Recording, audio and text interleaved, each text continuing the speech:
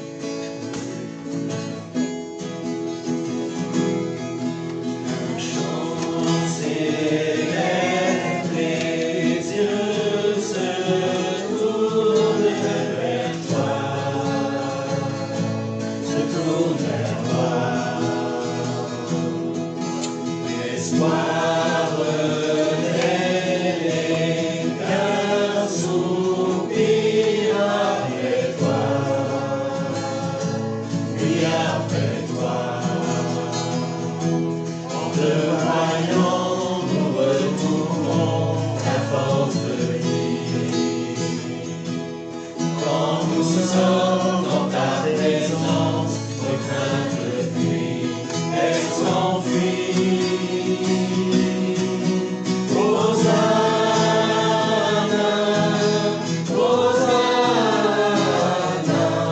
tu es le roi, le sang.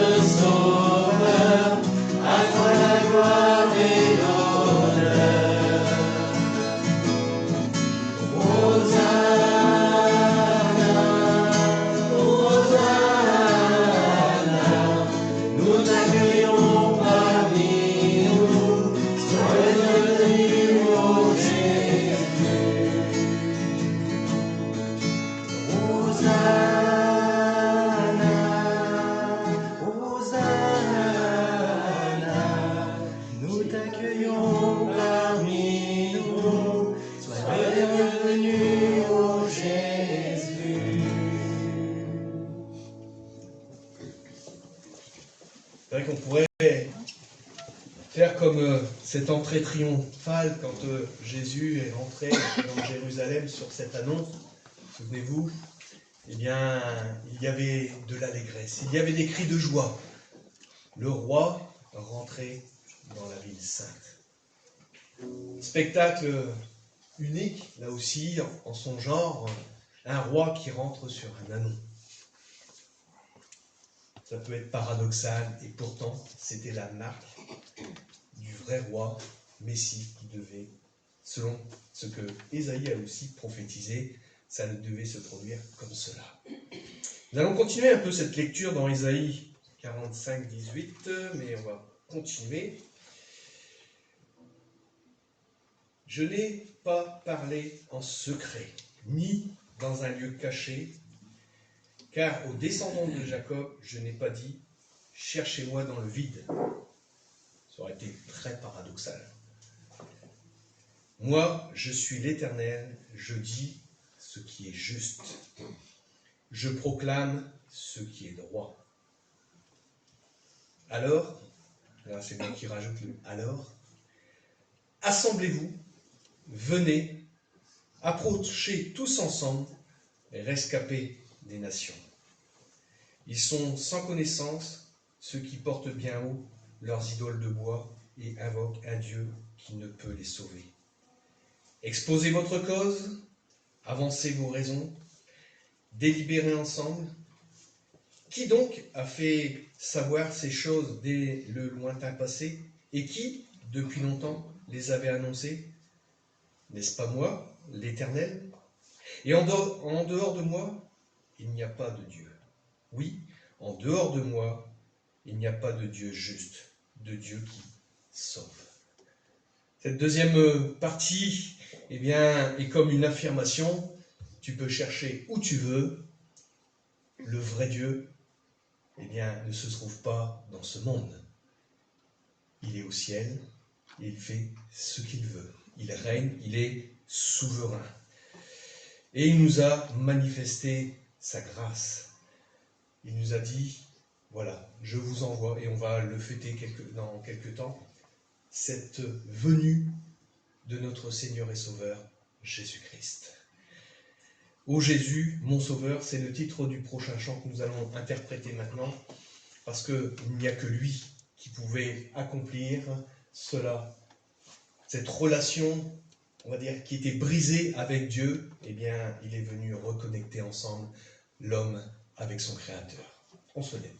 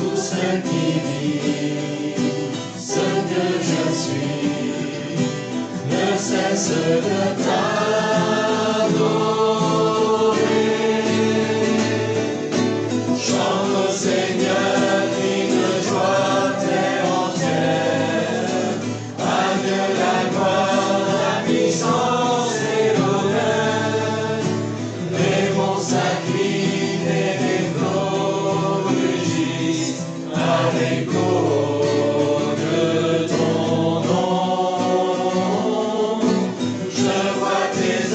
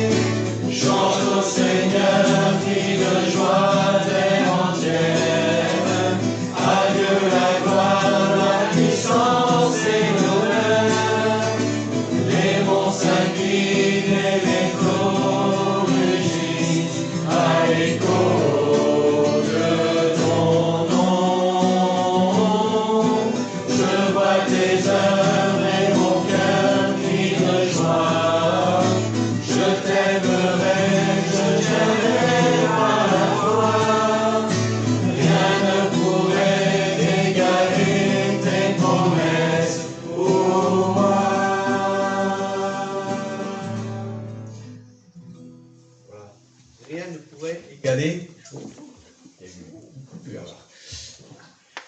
Donc je répète, rien ne pourrait égaler ces promesses pour moi. Parce qu'elles sont oui. Et comme Jésus le dit, et ça, on peut le vivre, remarquez bien. Quand Jésus dit que ton oui soit oui, que ton non soit non, très souvent, dans nos conversations, oui, mais, c'est oui, et on vient mettre tout de suite derrière un bémol. C'est-à-dire que la vérité, l'affirmation que l'on vient de donner, eh bien, quelque part, on essaye de la diluer un petit peu. Oui, mais. Donc, c'est pas un oui. C'est pas un oui. Mais le Seigneur nous encourage à être entier. Que ton oui soit oui, que ton non soit non. Et ce matin, j'espère que dans votre cœur, eh bien, vous avez le oui de Dieu en Jésus-Christ. Il est le oui, il est l'alpha, il est l'oméga. Il est celui qui a dit oui, Seigneur, j'irai jusqu'au bout. J'irai jusqu'au bout pour accomplir ta volonté. Amen. Majesté. Alors c'est le prochain chant que nous allons interpréter. À lui la majesté. À Jésus soit la louange, l'honneur, la gloire. Majesté, suprême autorité. Tout cela définit notre Sauveur, celui qui a accepté de venir sur notre terre, cette terre qui est unique en son genre. Il est venu du haut des cieux. Il a accepté de quitter quelque chose que l'on ne peut même pas imaginer. La présence du Père, la gloire de Dieu, pour venir justement manifester cette gloire parmi les hommes. Amen. Alors, nous allons le chanter, et son règne vient sur tous les siens. J'espère, mon frère, ma soeur, mon ami, qui est là ici, présent, eh bien, que tu vas faire partie des siens. Que tu es celui qui a accepté de prendre Jésus-Christ. Je ne vais pas dire dans tes bagages, hein. Non, non. Dans ton cœur, dans ta vie, pour être son Seigneur, pour être le Seigneur de ta vie. Pas simplement le Sauveur, le Seigneur, plus important. Écoutez encore hier soir quelque chose. 24 fois dans le Nouveau Testament, il est écrit Sauveur. Et Seigneur, 433 fois. On peut quelque part remarquer que ce qui est important, c'est que Jésus soit ton Seigneur et non pas simplement ton Sauveur. Amen. On va le chanter.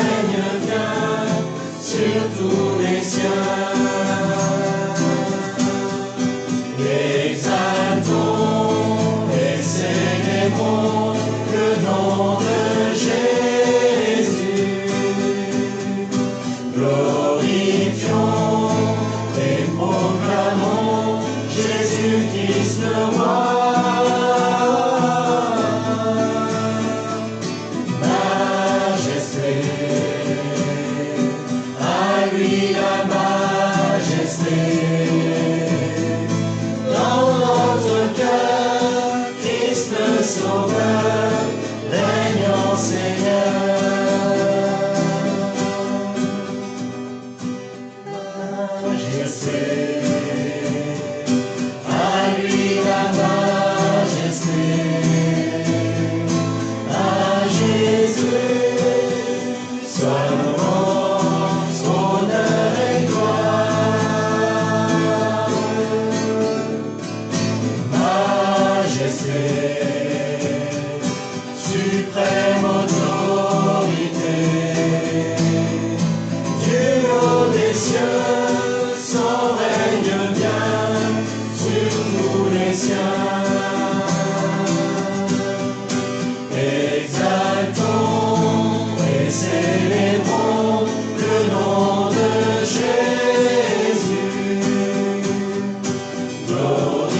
louions et proclamons Jésus-Christ le roi.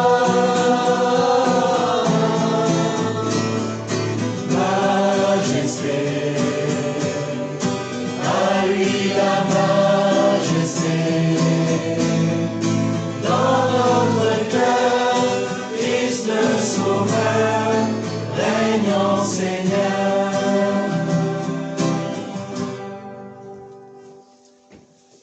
Voilà, le temps passe très vite, donc il est déjà 25. Le Seigneur, encore ce matin, et nous allons le chanter après, est au-dessus de tout. Au-dessus de nos petites vies, au-dessus peut-être de nos petits chefs, au-dessus de ceux qui sont encore un tout petit peu au-dessus, nos sénateurs, nos ministres, nos présidents, peut-être les rois. Il est au-dessus de tout cela. On peut dire ce matin que il peut se passer plein de choses dans ce monde. Et ça bouge. Je pense que vous êtes comme moi. On voit que des choses bougent. Mais Dieu n'est pas pris au dépourvu. Il n'est pas en train de préparer son plan B, son plan C. Parce qu'il y en a qui disent que Dieu s'est planté. Rien qu'avec le fait qu'à un moment donné, il dit, ben voilà, je vais détruire cette terre avec le déluge. Vous le saviez, j'espère, qui même a été, par les géologues et tout ça, prouvé. Il y a bien eu d'immenses fractures, il y a eu un cataclysme mondial, quelque chose que l'on ne peut pas nier. Et pourtant, c'était déjà prévu. Dieu avait déjà prévu ces choses. Donc, soyons rassurés ce matin. Tout ce que nous pouvons vivre, Dieu le sait, Dieu le connaît. La seule chose qu'il nous dit, fais-moi confiance. Fais-moi confiance en toutes choses. Amen. Alors, au-dessus de tout, des puissants, des royaumes. Pas. Ah oui, on peut chanter, oui. Ah oui, je peux le chanter, oui, oui. Pourquoi t'as pas de voix? Ah, tu ne le connais pas? Bon, bah c'est pas grave. Pour lui, on va le chanter. Mais tu peux jouer. Ah oui, ça oui. Voilà. On s'occupe du reste. On dit toujours que 2 valent mieux qu'un. Ah ben, Ah voilà. 3, t'as le but, le couple. Voilà. Allez, on va chanter ce beau cœur. Au-dessus des puissances, au-dessus des rois, au-dessus de la nature et de la création. Mais l'Église, je pense, beaucoup de frères et sœurs le connaissent, ce chant. Donc, on va l'interpréter ensemble.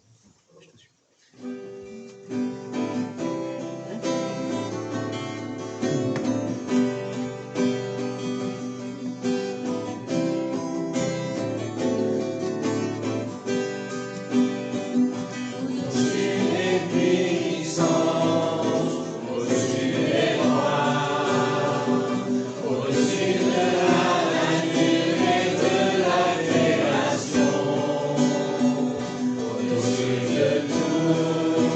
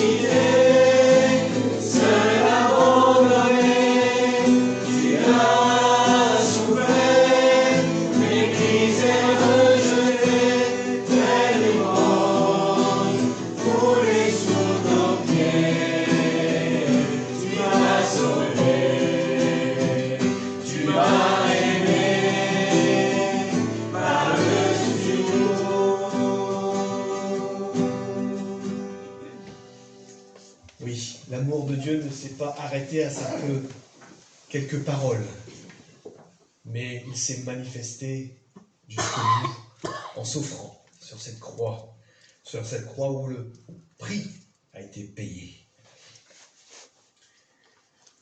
On va arriver à ce temps de scène. Alors, je ne sais plus qui faisait la scène ce matin. J'ai pas regardé. C'est Léo. Il a levé le bras. Donc Léo, je vais te laisser toute la place et on va, pendant ce temps de scène aussi, il y a un chant qui a été préparé, ce chant qui nous dit « À toi la gloire, ô ressuscité ». On le connaît bien, et donc j'invite les musiciens à rester sur place pour pouvoir l'interpréter. C'est bon? Ça marche. Léo, je te laisse toute la place.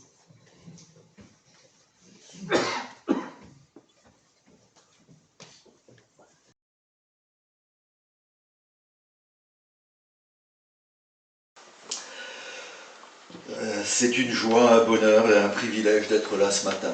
Et je veux vraiment remercier le Seigneur d'être là ce matin et d'être ensemble, de pouvoir communier, de pouvoir passer ce moment dans la présence du Seigneur.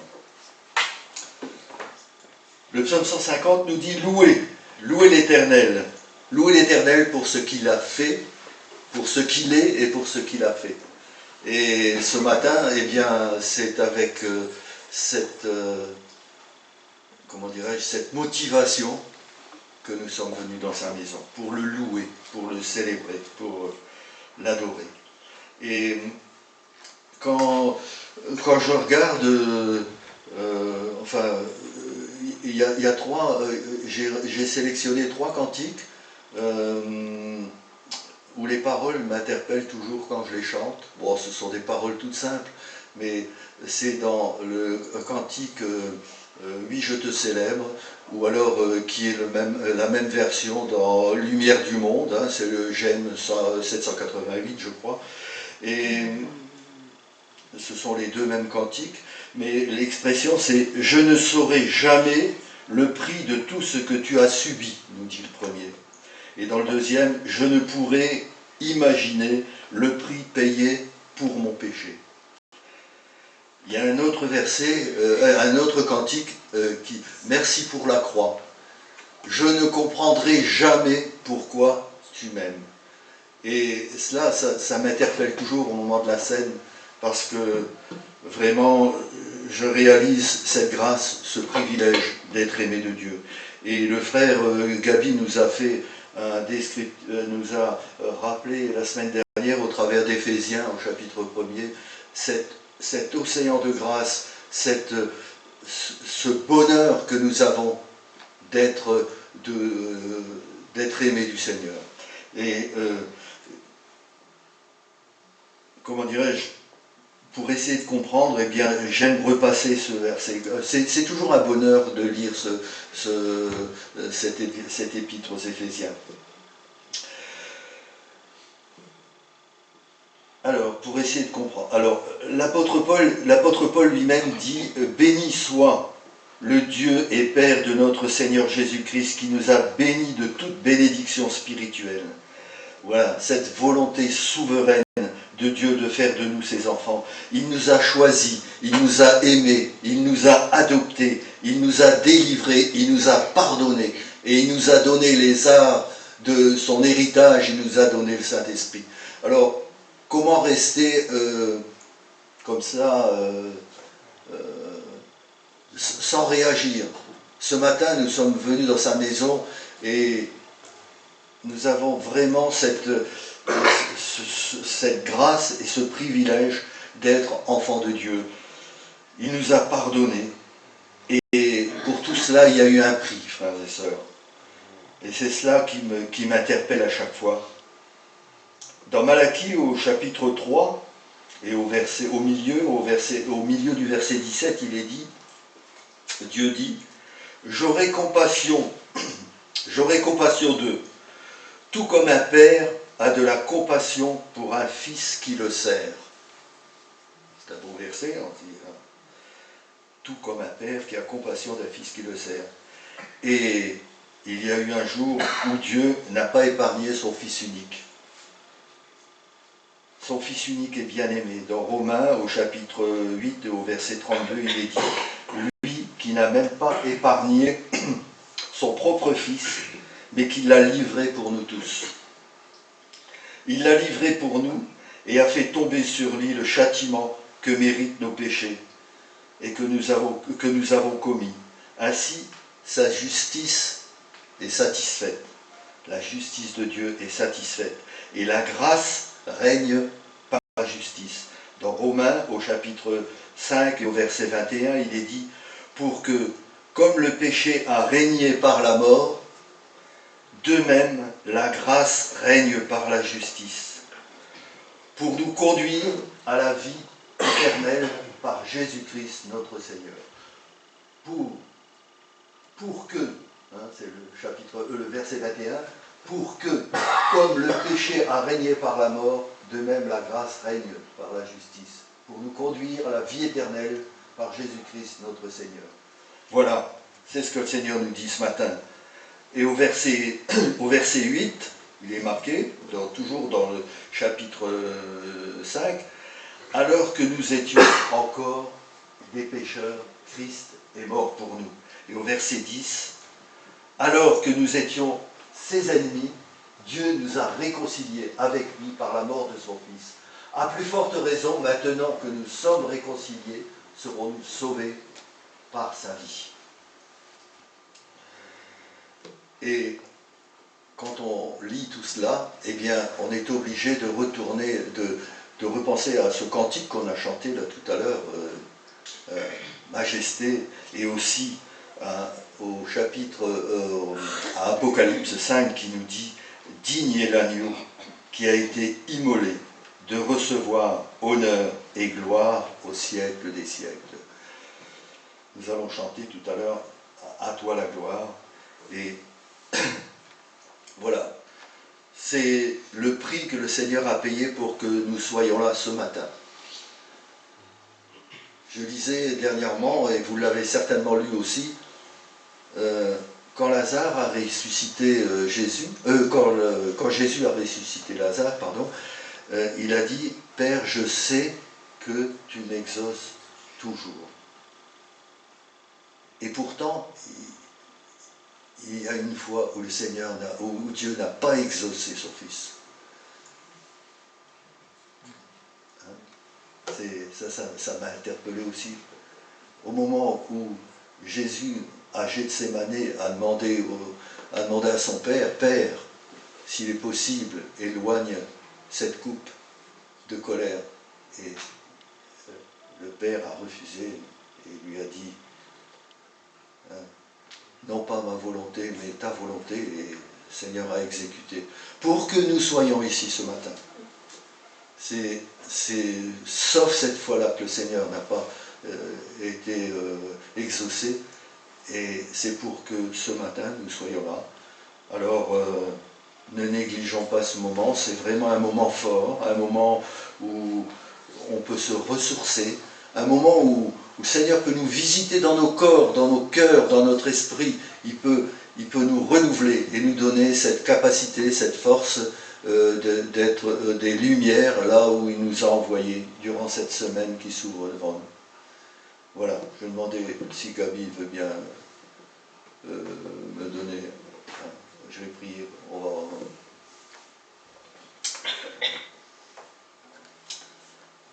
Seigneur, oui, à la croix, tu as bu cette coupe tendue par le Père, la coupe de la colère, Seigneur, pour que ce matin, nous ayons possibilité de goûter à la coupe de bénédiction. Seigneur, nous voulons réaliser ce que tu as payé pour nous, au travers Seigneur, de ce pain et de ce vin, de ces modestes éléments, Seigneur, ce pain qui est l'emblème de ton corps, qui a été brisé, rompu pour que nous ayons la vie.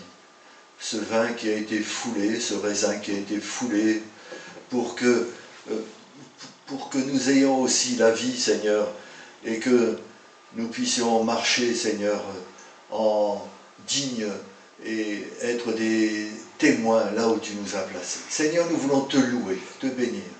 Comment comment rendrai-je à l'Éternel tant de bonté, tant de bienfaits à mon égard, dit le psalmiste. Seigneur, ce matin, nous voulons courber nos cœurs et te dire que nous sommes heureux de t'appartenir, de te célébrer. Nous voulons dire à toi l'honneur, à toi la gloire, à toi la majesté, à toi la puissance, la force. Seigneur, oui, tout notre amour, notre reconnaissance est pour toi. Seigneur, bénis ces éléments et donne-nous de réaliser la grandeur de ton amour et le prix payé pour que nous soyons là ce matin.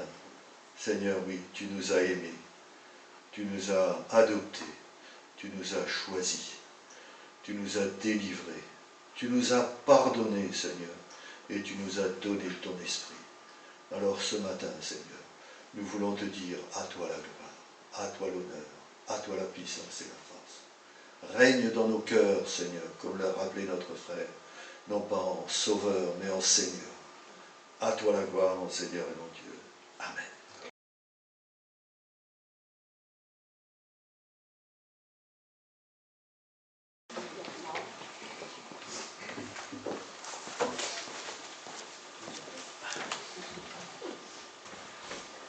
Je vais me tourner un peu pour ne pas vous regarder de biais.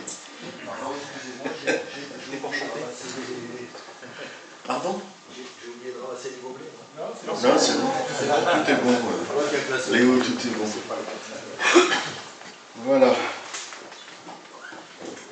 Alors on est dans cette très belle épître de Paul aux Éphésiens. Alors, on ne sait pas très bien si elle a été destinée aux Éphésiens eux-mêmes ou si c'était une lettre circulaire. Alors si ça a été le cas, elle a fait du bien à beaucoup de monde. Et à nous aussi, je l'espère, ce matin. Alors je ne suis pas tout à fait remis de mon Covid. Soyez tranquille, je suis plus contagieux. Mais la voix n'est pas tout à fait encore celle qu'elle pourrait être. Pas là, elle est moins caverneuse qu'il y a quelques jours, mais voilà, par la grâce du Seigneur, ça va aller. Alors ce matin, on va lire la deuxième partie de ce premier chapitre de la lettre de Paul aux Éphésiens. Et suivant la coutume, je vais demander s'il y a un lecteur ou une lectrice qui voudrait nous faire cette lecture. À partir du verset 15, Éphésiens 1, à partir du verset 15 et jusqu'au verset 23, c'est-à-dire la fin du chapitre. Quelqu'un ou quelqu'une, un frère ou une sœur, veut-il s'approcher pour nous en faire la lecture? Vous voyez bien près du micro?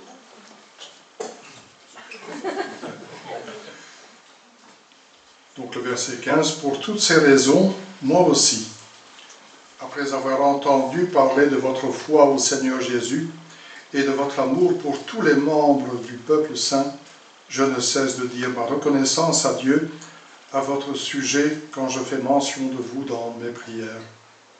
Je demande que le Dieu de notre Seigneur Jésus-Christ, le Père, qui possède la gloire, vous donne par son esprit sagesse et révélation pour que vous le connaissiez. Qu'il illumine ainsi votre intelligence afin que vous compreniez en quoi consiste l'espérance à laquelle vous avez été appelés. Quelle est la glorieuse richesse de l'héritage que Dieu vous fera partager avec les membres du peuple saint, et quelle est l'extraordinaire grandeur de la puissance qu'il met en œuvre en notre faveur, à nous qui plaçons notre confiance en lui. Cette puissance, en effet, il l'a déployée dans toute sa force, en la faisant agir en Christ lorsqu'il l'a ressuscité et l'a fait siéger à sa droite dans le monde céleste.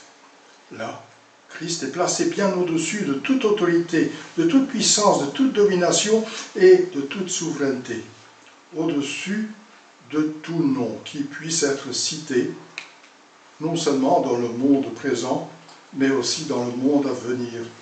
Dieu a tout placé sous ses pieds, et Christ qui domine toutes choses, il l'a donné pour chef à l'Église, qui est son corps, lui qui habite la plénitude du Dieu qui remplit tout en tous, jusque-là. Merci Gabriel. C'est donc une prière que nous venons de lire. Une prière d'illumination centrée sur la souveraineté de Dieu. Paul, dans la première partie de ce chapitre, nous décrit de manière majestueuse, de manière éblouissante, la bénédiction de Dieu en faveur de ses enfants. Après avoir décrit cette bénédiction, Paul laisse place à une intercession, à une supplication fervente. Après avoir béni Dieu de nous avoir bénis en Jésus-Christ, il demande à Dieu d'ouvrir nos yeux, d'ouvrir notre entendement, notre intelligence, notre compréhension, afin que nous puissions saisir pleinement cette bénédiction. Pour toutes ces raisons, commence-t-il, pour tout ce que je viens de dire, pour tout ce que je viens d'exposer, pour toutes ces vérités célestes, c'est comme pour dire, puisque Dieu vous a déjà comblé de toutes ces bénédictions, celles que je viens de décrire, alors je peux intercéder en votre faveur avec confiance. On remarque dans cette prière, comme dans la première partie de ce chapitre, que ce que Paul décrit est profondément trinitaire. C'est en son Fils Jésus-Christ que Dieu le Père s'est approché de nous pour nous bénir. Et c'est par l'Esprit Saint que nous pouvons nous approcher de Dieu, du Père, dans la prière, par son Fils. Et c'est aussi par son Esprit Saint que nous pouvons comprendre, que nous pouvons saisir les bénédictions, ces riches, belles, prodigieuses bénédictions dont nous sommes l'objet. Et en commençant à prier, Paul commence par la reconnaissance. Cette reconnaissance qu'il adresse à Dieu. Je remercie Dieu. Il est conscient que l'amour et la foi dont ses destinataires font preuve, mais cet amour, cette foi est le fruit de l'action souveraine de Dieu en eux. Et Paul remercie Dieu d'agir ainsi en eux, au travers d'eux, pour les transformer. Dieu a commencé, il poursuit en eux son œuvre de transformation. C'est la grâce agissante de Dieu qui nous transforme. Et à chaque fois que Paul pense à ses chers frères et sœurs d'Éphèse et des alentours, à chaque fois qu'il les a à l'esprit dans sa prière, dans son intercession, son cœur déborde de reconnaissance envers Dieu pour ces vertus chrétiennes qui se manifestent dans leur vie. Et si on prend le temps de lire ce qui s'est passé à Éphèse, comment Dieu est intervenu dans cette ville, comment il a délivré ces hommes et ces femmes de l'adoration des idoles, de la magie, de l'occultisme, pour les amener à l'obéissance, à la soumission à Jésus-Christ, il y a ici raison de se réjouir et d'être reconnaissant.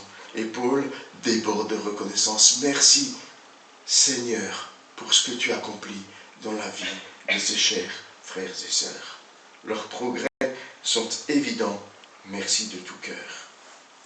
Après cette introduction de reconnaissance, Paul entre dans l'intercession, dans la supplication, parce qu'il ne veut pas se contenter de ce que Dieu a déjà accompli dans la vie de ses lecteurs. Il voudrait qu'ils puissent aller plus loin, saisir les implications pratiques des bénédictions divines dans leur vie. Dieu a l'intention d'accorder aux siens les richesses de sa grâce, à la fois sur la terre, mais aussi dans l'éternité. C'est pourquoi Paul demande en tout premier qu'ils grandissent en connaissance, qu'ils soient capables de mesurer au maximum les implications de la bénédiction qu'ils ont reçue par Jésus-Christ.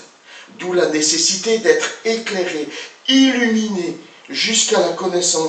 pour qu'à la connaissance intellectuelle, ce que je comprends avec ma tête, s'ajoute l'expérience grandissante dans ma vie de cette bénédiction. Alors le but n'est pas d'acquérir un ensemble de doctrines, d'avoir une théologie impeccable, comme si Dieu n'était que le sujet d'une investigation intellectuelle. Ce que Paul souhaite vraiment, c'est que ses lecteurs grandissent en sagesse, ou autrement dit, qu'ils apprennent à vivre d'une manière qui soit agréable à Dieu. C'est la relation que montre le livre des Proverbes entre la sagesse et les humains. C'est que la connaissance que nous recevons par la lecture de la parole, par notre proximité avec Dieu dans la méditation et dans la prière, que cette connaissance, elle découle sur une mise en pratique, sur le vécu, sur l'expérience de ce que Dieu nous demande. Avec cette sagesse qui fait appel à notre intelligence et à notre expérience, Paul demande que nous ayons aussi la révélation de la personne de Dieu. Et cette révélation, elle n'est possible que par l'action de l'Esprit de Dieu qui nous illumine, qui nous révèle les choses qui appartiennent au domaine de Dieu, pour nous les rendre accessibles, pour que nous puissions les comprendre, les connaître. Pour parvenir à cette meilleure connaissance de Dieu, nous avons besoin que le Saint-Esprit nous révèle sa personne, qu'il nous révèle sa volonté, qu'il nous révèle ses voies. Et à ceci, Paul ajoute le discernement, pour que nous soyons capables de saisir ces vérités essentielles.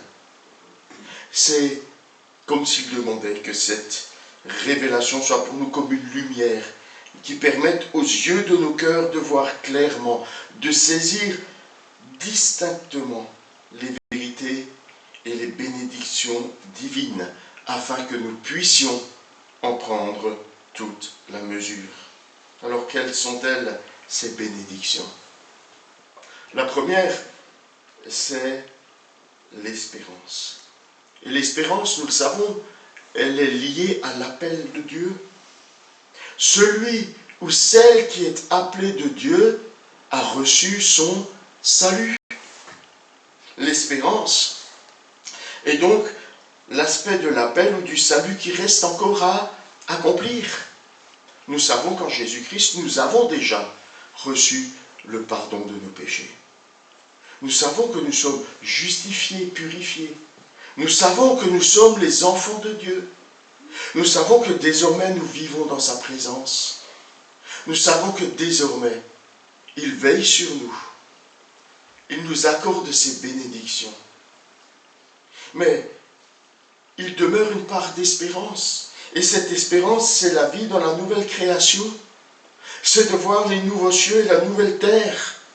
D'être pour l'éternité dans la présence de Dieu. C'est d'avoir part à la gloire de Dieu. C'est d'être uni à Jésus-Christ, irréprochable, sans tache ni ride, ni aucun défaut. Voilà ce qu'il reste à accomplir, car dans le salut, il y a ce que Dieu nous a déjà accordé et ce qui est encore devant nous, ce qu'il nous accordera lorsqu'il reviendra pour nous prendre avec lui. L'espérance de la gloire, l'espérance d'être avec Jésus-Christ. La deuxième bénédiction que Paul nous montre ici est celui de l'héritage. Et nous avons besoin de le comprendre pleinement. Et les commentateurs proposent qu'on peut avoir deux lectures de cette question de l'héritage. La première, c'est que nous sommes héritiers de Dieu, co-héritiers avec Christ, que dans le ciel nous attend un héritage inestimable, des privilèges qu'on ne saurait ni imaginer ni décrire. Il est pour nous réservé dans les cieux. Il est l'objet de notre espérance. Nous avons décrit certaines de ces choses et il y a des choses qui vont encore dépasser ce qu'on ose attendre ou espérer. Mais une seconde lecture possible est que nous sommes nous-mêmes l'héritage de Dieu. Comme l'Écriture le décrit pour le peuple d'Israël dans l'Ancien Testament, il est l'héritage de Dieu. Nous sommes devenus, par l'œuvre de Jésus-Christ, l'héritage de Dieu, choisi en Christ, choisi par lui, nous dit la première partie, avant la fondation du monde. Alors, tu as raison, Denis, quand tu dis on pourrait croire que Dieu s'est trompé ou il change d'avis ou quoi, quand au moment du déluge. Non, non, avant même qu'il ait prononcé la première parole de la création, Dieu nous avait aimés. Il t'avait aimé. Il t'a choisi. Et il a décidé de te sauver. Il y a de quoi donner le vertige, n'est-ce pas? Il y a de quoi y méditer jour et nuit et rester peut-être dans cette part de mystère qu'évoquait Léo. Je ne comprends pas pourquoi. Comme ce chant le dit, et cette parole me touche aussi, Léo. Je ne comprendrai jamais pourquoi tu m'aimes. Voilà, c'est la volonté suprême de Dieu. Il nous a choisis. Nous avons un grand prix à ses yeux. Nous sommes marqués de son sceau. Nous lui appartenons. Et à ce titre, nous pouvons être certains que nous avons à ses yeux une valeur inestimable. Je ne sais pas ce que ça produit dans ton cœur. Aux yeux du Dieu Tout-Puissant, j'ai une valeur inestimable. Au point qu'il a envoyé son Fils donner sa vie pour moi. Nous sommes l'héritage de Dieu. Quelle richesse dans cette déclaration.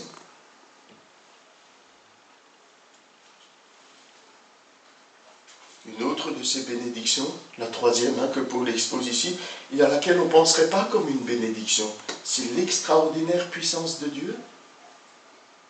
En quoi l'extraordinaire puissance de Dieu est-elle une bénédiction pour nous? C'est parce que cette puissance extraordinaire, Dieu la met en œuvre en notre faveur.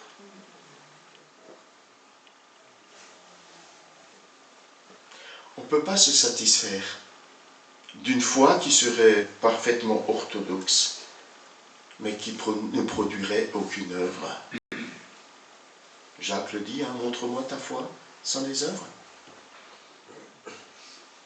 On ne peut pas se contenter d'une juste théologie concernant la justification, mais qui serait amputée de tout pouvoir de transformation. C'est ce que Paul vise par sa prière, que nous soyons profondément et puissamment transformés par l'œuvre de Jésus-Christ en notre faveur.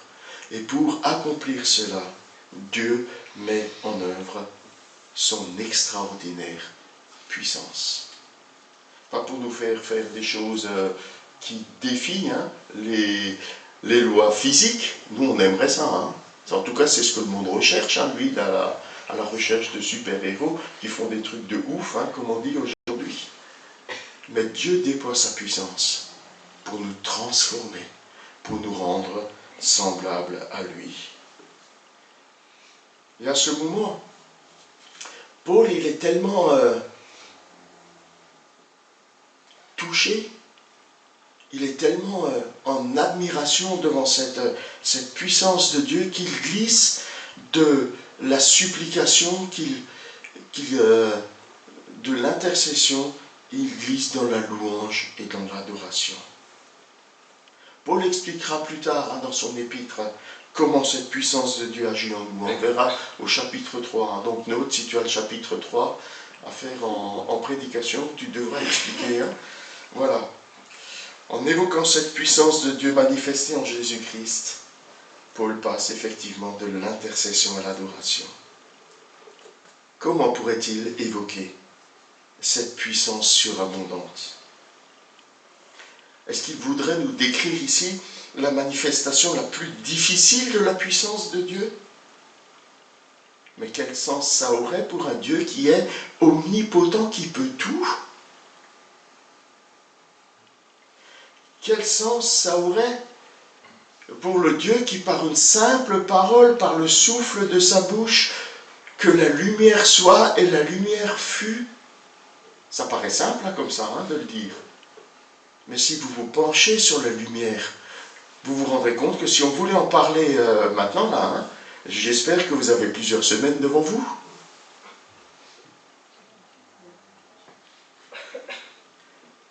Dieu est omnipotent.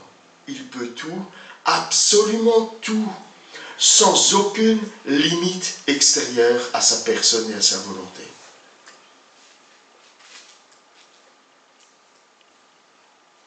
Alors, évoquer ici les actes les plus difficiles que Dieu pourrait accomplir n'a aucun sens. Alors, Paul évoque ici, pour que nous puissions comprendre le sens de cette toute-puissance mise en œuvre en notre faveur, disponible pour ses enfants, il révèle, il montre comment cette puissance se manifeste de manière glorieuse et révélatrice pour nous. Et il choisit trois choses. D'abord, la résurrection de Jésus-Christ. Il veut, pour nous c'est incroyable, ressusciter d'entre les morts. Parce que ça nous est aussi totalement impossible que de faire jaillir la lumière dans les ténèbres. Vous avez déjà essayé que la lumière soit? Essayez, vous verrez si ça marche. Avec une lampe de poche. Avec la lampe de poche, oui, non mais sans interrupteur. Quand vous vous trouvez dans un lieu très sombre, alors chez nous tout est tellement illuminé que ni jour ni nuit on connaît les ténèbres. Mais alors que je séjournais en Afrique, nos frères et sœurs peuvent en témoigner, si tu es en dehors de la ville, dans la brousse, et que la nuit tombe, il fait nuit. Mais alors nuit, c'est pas une lampe de poche qu'il faut, c'est un canif, pour couper, tu pourrais couper les ténèbres. Tu vois pas deux pas devant toi. Alors tu peux dire que la lumière soit, et voilà, et ressusciter les morts, c'est tout aussi impossible. Mais Paul veut que nous sachions que la puissance qui agit en nous, elle est comparable à celle que Dieu a déployée pour relever son Fils d'entre les morts par la résurrection. La mort n'a plus de pouvoir sur lui. Vous savez, avant Jésus, d'autres personnes sont ressuscitées. Le texte biblique nous raconte plusieurs personnes qui sont ressuscitées. Mais toutes ces personnes ont à nouveau fait l'expérience de la mort. Mais pas Jésus-Christ. Jésus-Christ, il est vivant pour l'éternité. Il est les prémices, le premier-né de la nouvelle création. La mort n'a plus jamais aucun pouvoir sur lui. La puissance qui triomphe de la mort est disponible pour nous. Elle est active en notre faveur. C'est ce que Paul affirme ici. Wow. C'est aussi la puissance que Dieu a fait agir pour faire siéger Jésus-Christ à sa droite dans les lieux célestes. Et c'est le deuxième exemple qu'utilise Paul. Au-dessus de tout nom, de tout pouvoir, de toute autorité, Jésus est désormais à la place du suprême honneur, à la place du pouvoir exécutif absolu. Il n'y a rien ni personne qui soit au-dessus de lui, si ce n'est le Père, avec qui il co-règne dans l'univers. Mais le texte prend bien soin de nous décrire au-dessus de tout nom, de toute autorité, de toute puissance, de toute dignité, pour que nous soyons certains que rien, absolument rien de tout nom, que rien, absolument rien ne peut se dérober à la souveraine autorité de Jésus-Christ. Dans le chapitre suivant, Paul va déclarer que nous siégeons déjà avec Christ dans le monde, dans les lieux célestes. Ça veut dire que tout en cheminant encore sur la terre, c'est là, assis avec Christ, ma destination et ma véritable place. Il y a encore des mystères auxquels on peut méditer, tout en cheminant ici. Ma véritable place est d'être assis avec Christ dans les lieux célestes, sur ce trône d'autorité suprême. Wow. Enfin, cette souveraineté absolue de Christ se déploie en faveur de l'Église. Il est la tête de l'Église qui est son corps. Jésus-Christ, dans sa suprême autorité, agit pour son bien, pour le bien de l'Église. Sa souveraineté s'exerce pour le bien de tous ceux qui lui appartiennent. Je voudrais vous faire ici une citation que j'ai trouvée dans le commentaire dans un livre de Donald Carson qui s'appelle « La prière renouvelée ». Et il dit la chose suivante. Aucun événement, même le plus insignifiant, n'échappe à la souveraineté de Jésus. Tous nos jours, notre santé, nos maladies, nos joies, nos victoires, nos larmes, toutes les réponses à nos prières tombent sous la souveraineté de celui qui porte sur son visage d'homme un visage sur lequel se dessine l'ombre d'une couronne d'épines. Toute la souveraineté de Dieu s'exerce au travers de celui qui a été crucifié à ma place. C'est tellement rassurant, quand je passe dans des moments qui sont compliqués, difficiles et que je ne comprends pas, de savoir que ça n'échappe pas à la souveraineté de celui qui a donné sa vie pour moi, de celui qui m'a tant aimé, qu'il a donné sa vie pour moi. Alors, c'est vrai, avec Carson, on peut concéder que la souveraineté de Dieu comporte des mystères et que comme Job, nous pouvons crier à lui en criant « Pourquoi ?» Mais il poursuit. Il est beaucoup plus facile d'accepter les mystères de la souveraineté de Dieu lorsque son amour est aussi grand que sa souveraineté. Son amour pour nous est aussi grand que sa souveraineté. Alors il conclut que si nous nous attachons à la révélation de Dieu, alors plutôt que de céder au défaitisme, au fatalisme, ou d'y trouver un prétexte pour céder au péché, nous serons poussés à la louange de ce Dieu souverain, de ce Dieu aimant. Louange à la gloire de son Fils, Jésus-Christ. Alors quand nous prions, qu'est-ce que nous demandons à Dieu? Les commentateurs suggèrent que cette prière soit pour nous un exemple, qu'elle soit pour nous comme un guide pour nous aider dans la prière. Prier, c'est bien, mais le contenu de nos prières est important.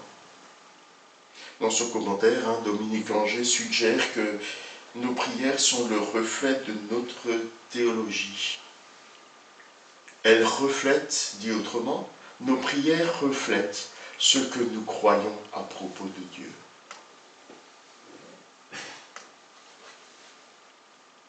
Alors la question est de savoir qui est notre Dieu. Est-ce que nous avons un petit Dieu à qui nous demandons des petits trucs? Ou est-ce que nous croyons dans ce Dieu souverain qui a autorité sur toutes choses? Cette prière de Paul nous invite à regarder au-delà de notre quotidien immédiat, de lever les yeux vers notre destinée éternelle, de saisir par la foi les bénédictions et la puissance de Dieu active en notre faveur. Alors oui, prier pour nos besoins quotidiens, notre santé, notre protection, c'est légitime. D'ailleurs, Jésus nous l'a enseigné quand vous priez. Demandez Voilà, donne-nous aujourd'hui notre pain quotidien. Mais il ne faut pas que ça se limite à cela. Notre prière ne doit pas se limiter à une quête de confort, ne se limiter rien qu'à ça. Si on fait ça, on ressemblerait à quelqu'un qui vient d'hériter d'une luxueuse villa avec tout le confort et qui, en attendant d'en prendre possession, emploie tout son temps, tous ses moyens et toute son énergie à améliorer le confort de sa masure. Ça n'aurait aucun sens, n'est-ce pas? Prions en ayant le regard de la foi orienté vers notre destinée éternelle, en demandant à Dieu de nous faire progresser dans notre vie spirituelle pour que nous puissions nous élever au rang de notre vraie place auprès de lui. Faisons-le pour nous-mêmes. Faisons-le pour nos frères et sœurs. Intercédons, comme le fait Paul, les uns en faveur des autres. J'ai trouvé cette déclaration chez John Stott. Il est impossible d'être en Christ sans être à la fois attaché à lui par la foi et à tous les siens par l'amour. Et cet amour se manifeste dans l'intercession les uns en faveur des autres. Alors que nous prions, commençons comme Paul, à prendre le temps de considérer ce que Dieu a déjà accompli en notre faveur, pour lui exprimer notre reconnaissance. La reconnaissance, c'est un excellent antidote, et contre l'amertume, et contre le mécontentement. Et si on n'y arrive pas, on peut se souvenir de compte les bienfaits de Dieu. On peut se le chanter avant de commencer à prier. Mais c'est pas seulement vrai pour le repas. Vous avez peut-être chanté tout à l'heure. C'est pas seulement vrai pour le repas, c'est vrai pour tout ce que Dieu accomplit dans notre vie. Et parfois des choses qui, à y réfléchir, peuvent nous paraître insignifiantes.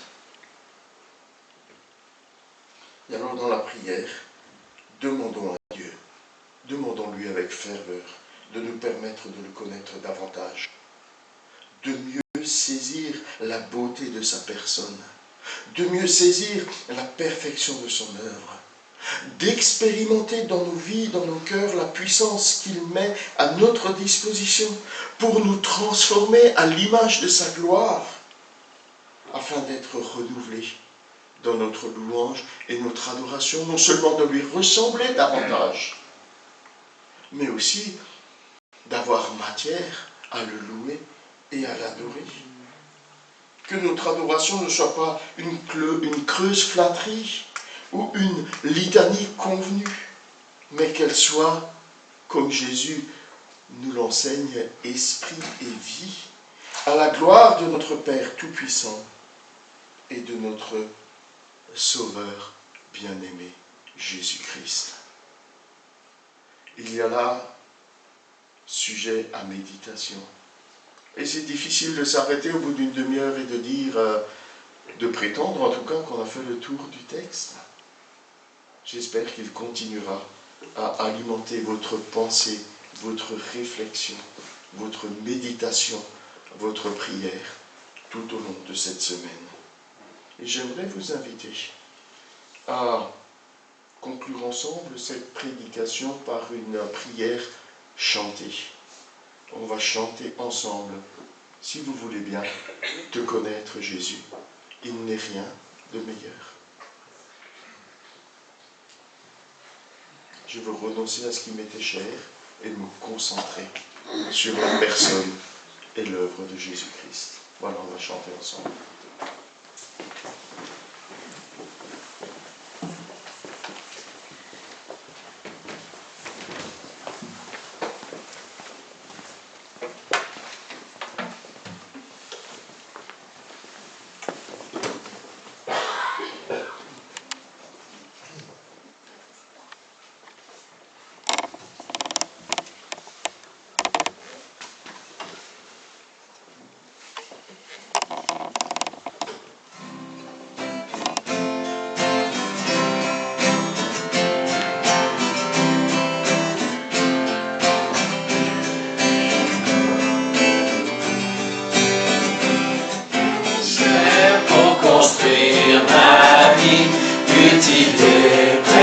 cieux, selon ce monde, ce qui m'était bien n'a plus de valeur, ne me sert à rien, car je préfère te connaître, Jésus, te connaître, il n'est rien de meilleur. Toi, mon Dieu, mon seul bien, ma vraie joie et ma justice, ô Seigneur, je t'aime.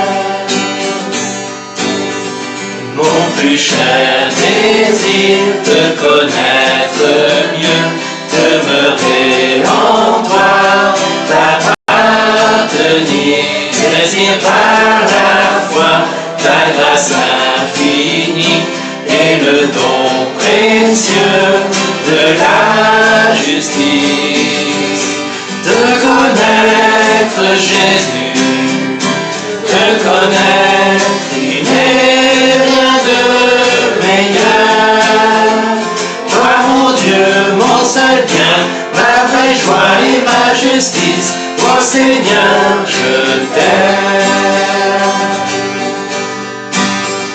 Vivre de ta vie de résurrection, communier Jésus à tes souffrances, devenir conforme à toi dans la mort et vivre avec toi l'éternité. De connaître Jésus, de connaître, il n'est rien de meilleur. Toi, mon Dieu, mon seul bien, ma vraie joie et ma justice, ô Seigneur, je t'aime. Oui, je t'aime.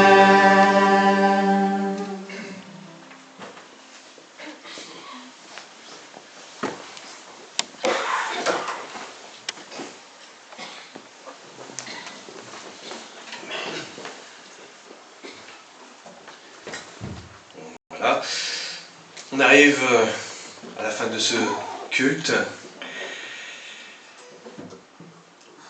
On a quelques annonces, mais avant de les commenter, j'inviterai Marie-France parce qu'elle voulait partager quelques mots ensemble.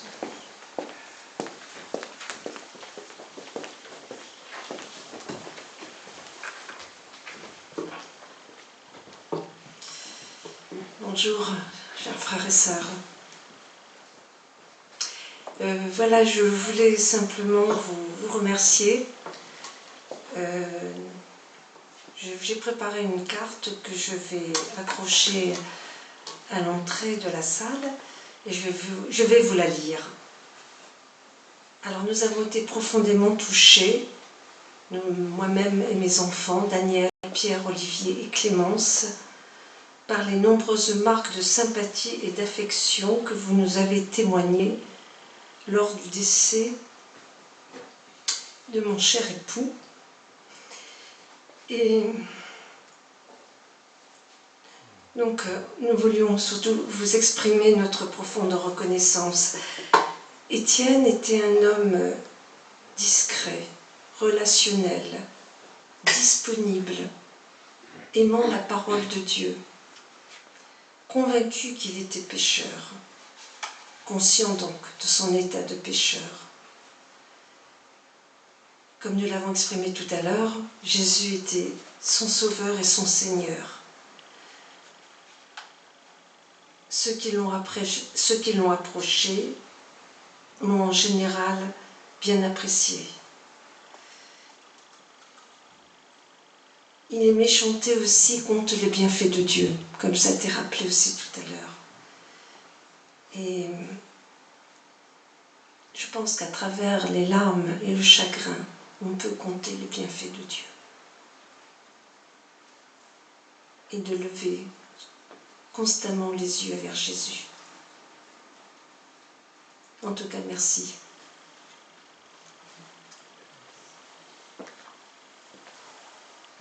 Je finis, mais j'ai noté aussi, mais Dieu est pour nous un refuge, un appui, un secours qui ne manque jamais dans la détresse. Je peux quand même aussi vous dire que perdre son conjoint, son vis-à-vis, c'est très douloureux. Il me manque, et il nous manque aussi à tous.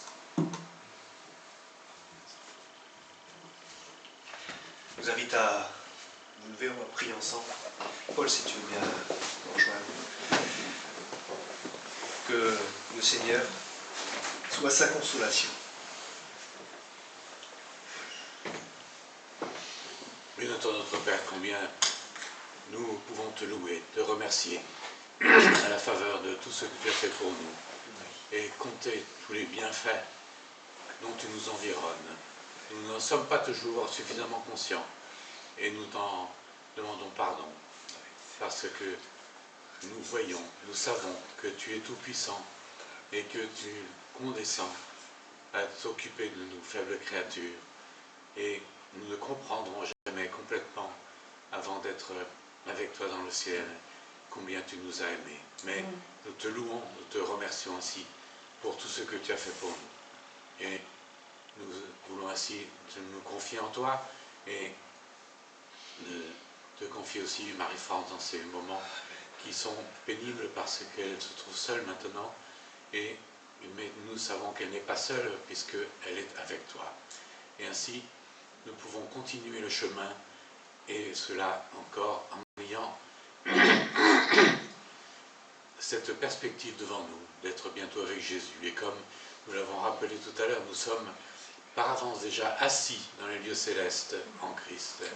Et cela est une merveilleuse perspective pour nous. Nous te louons et te remercions ainsi pour tout ton amour, pour tout ce que tu as fait, et te confie encore cette semaine qui s'est ouverte ce matin devant toi. Nous sachions la passer encore en ayant à nos yeux, à nos cœurs et dans nos pensées encore tout ce que tu as fait pour nous, et que nous sachions ainsi vivre pour toi durant toute cette semaine encore. Ainsi encore nous te louons et te remercions, ce que nous le faisons encore dans le précieux nom de Jésus. Amen. Amen. Amen. Seigneur, merci pour notre sœur que là aussi tu as accordé cette grâce de manifester ton amour en Jésus-Christ. Elle t'a reçu comme Sauveur et Seigneur. Et nous te disons merci parce que pour ce monde, ils peuvent prononcer un adieu. Mais nous pouvons dire, nous, ce n'est qu'un au revoir. Seigneur, merci. Parce que tes promesses, Seigneur, s'accompliront. Elles s'accomplissent. Et Seigneur, nous pouvons que nous attendre à la pleine application, Seigneur, de ces promesses, mais aussi à la pleine réalisation de cette réalité que nous sommes déjà, par la foi, assis dans les lieux célestes. Alors merci. Merci, Seigneur, de ces si belles promesses qui ne sont pas des promesses et des paroles d'hommes. Elles viennent de toi, elles sont oui et amen. Alors merci de bénir Marie-France dans, c'est vrai, cette séparation, mais nous savons, Seigneur, qu'elle fait corps avec l'Église, mais aussi elle fait corps avec toi. Alors que ton nom soit béni, loué, adoré, et que notre sœur puisse continuer son chemin jusqu'à ce que tu la rappelles auprès de toi. Merci pour tout, Père, au nom de Jésus. Amen. Amen. Amen.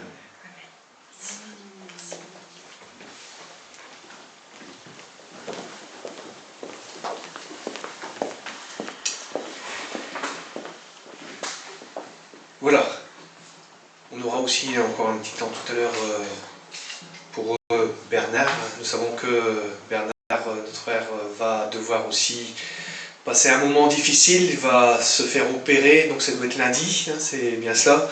Donc, ayons-le à cœur, prions pour lui, demandons là aussi, non pas des miettes au Seigneur, quelque chose de merveilleux, que la main des chirurgiens soit guidée. Tellement de témoignages qui me reviennent à l'esprit de gens qui devaient se faire opérer, puis dernier examen, on a un doute, et puis en fin de compte, ce qui devait être enlevé n'est plus. pouf, disparu. Le Seigneur est grand, ne l'oublions pas. Voilà, quelques annonces. Donc, lundi, tous chez... Non, pas tous. Alors, poussez les murs, Raymond. Alors, un groupe de dames chez Chantal, 14h30. Ceux qui veulent s'y joindre, bien sûr, vous contactez Chantal, bien sûr. Ensuite, jeudi, notre réunion de prière est, bien, comme on le dit, bienvenue à tous. Et le Seigneur nous demande de prier les uns pour les autres. Alors, on ne va pas attendre jeudi pour prier pour Bernard, pour tous ceux qui souffrent, que ce soit pour Régine, que ce soit pour... Il y en a tellement. Mais on passe ce temps, comme le Seigneur lui aussi faisait, prier. Et avoir cette relation près du Père, mais aussi, quand il avait cette relation, il demandait, mais c'est quoi le menu pour demain? Entre guillemets, hein, je mets ça comme ça de façon très simple, mais Dieu parlait à son fils. Il lui disait aussi ce qu'il allait devoir vivre. Il savait très bien dans le jardin de Gethsémane ce qu'il allait vivre. C'est pour ça qu'il a eu des angoisses jusqu'à avoir des grumeaux de sang. Ça porte un nom en médecine, je ne me souviens plus, mais c'est un fait, c'est un fait. Il savait ce qu'il allait devoir endurer et ne pas plier pour aller jusqu'au bout. Donc on priera ensemble, voilà, jeudi, et ensuite, pour ceux qui se reconnaîtront, le CA, des associations, samedi matin, 9h30 ici. Dimanche prochain, nous continuons avec les Éphésiens, chapitre 2. Joyeux anniversaire à Brigitte. Eh bien, Brigitte n'est pas au milieu de nous aujourd'hui, puisque, apparemment, c'est pas encore la grande forme, et Nolwenn aussi commence à avoir un état fébrile.